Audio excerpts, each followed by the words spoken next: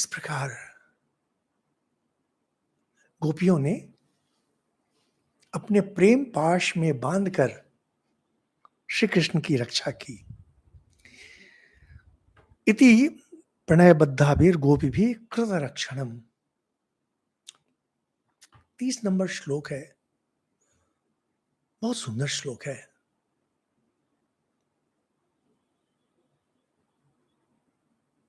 आपको पता है आपकी रक्षा कौन करते हैं?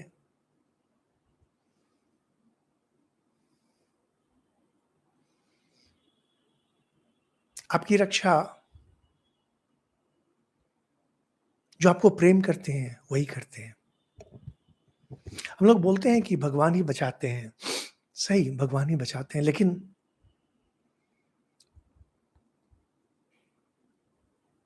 भगवान प्रेम है। God is love. हम लोग बोलते हैं we love God, God loves you.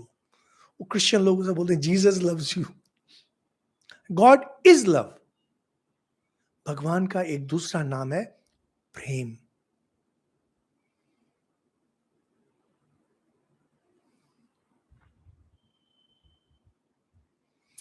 एक शिशु, छोटा बच्चा जो जन्म लिया है, उसके अंदर एक प्राण शक्ति रहती है, उसके अंदर आत्मा है,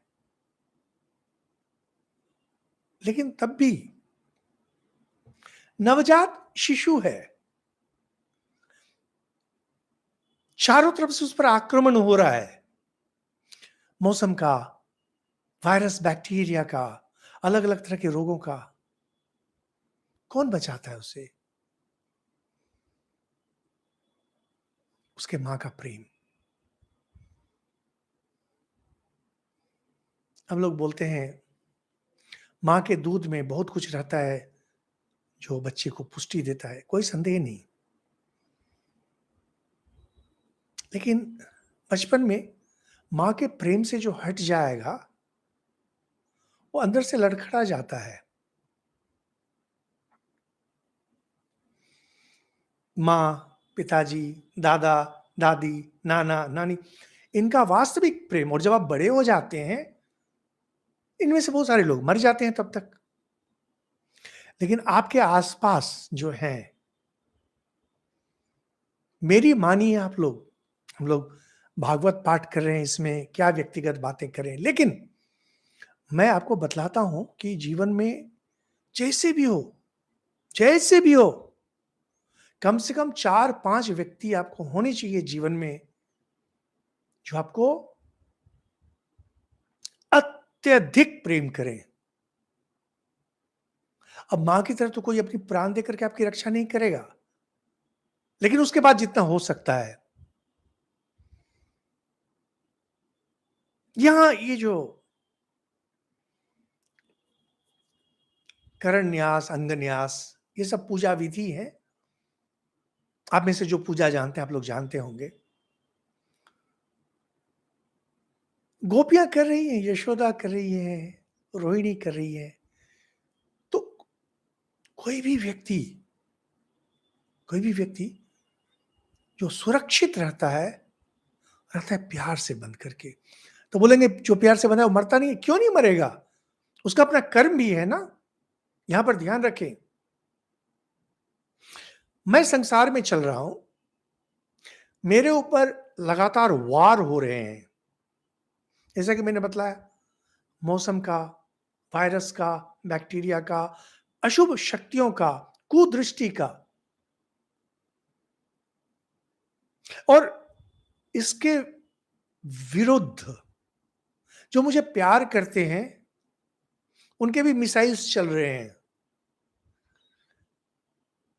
लेकिन कभी कभी कोई अशुभ शक्ति बहुत तेज हो जाती है। आपने एक बहुत सुंदर मकान बनाया, सूरज की किरणों को सह लेता है, हवा के थपेड़े को सह लेता है, आंधी, अंधड़, तूफान, इसको भी सह लेता है।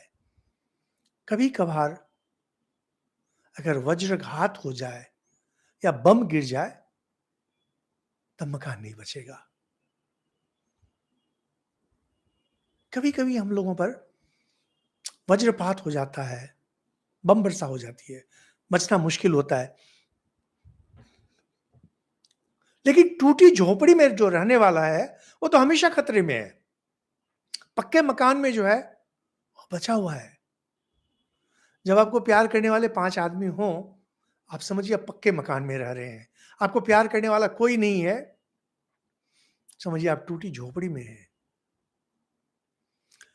साधु संत, ये अगर आपको प्यार करते हैं, इनका वरद हस्त अगर आप पर है, सच में जैसे ऐसे हाथ अगर कोई करे और उनके अंदर से अगर ये हो, तो मेरे पास सुरक्षित है। आसानी से आपको कुछ नहीं होगा। जो अशुभ शक्ति है, उसे भी बड़ी मेहनत करनी पड़ेगी अगर आपको हानि पहुंचाना चाहे। यह मैं कोई सिद्धांत के बारे में नहीं कह रहा हूं, मैंने इसे कहीं पढ़ा भी नहीं है, लेकिन मैं जानता हूं, सत्य को जानता हूं। विश्वास करें, प्रेम प्राप्त करें, और प्रेम पाने के लिए मेहनत करनी पड़ती है। प्रेम ऐसे ही नहीं मिल जाता है।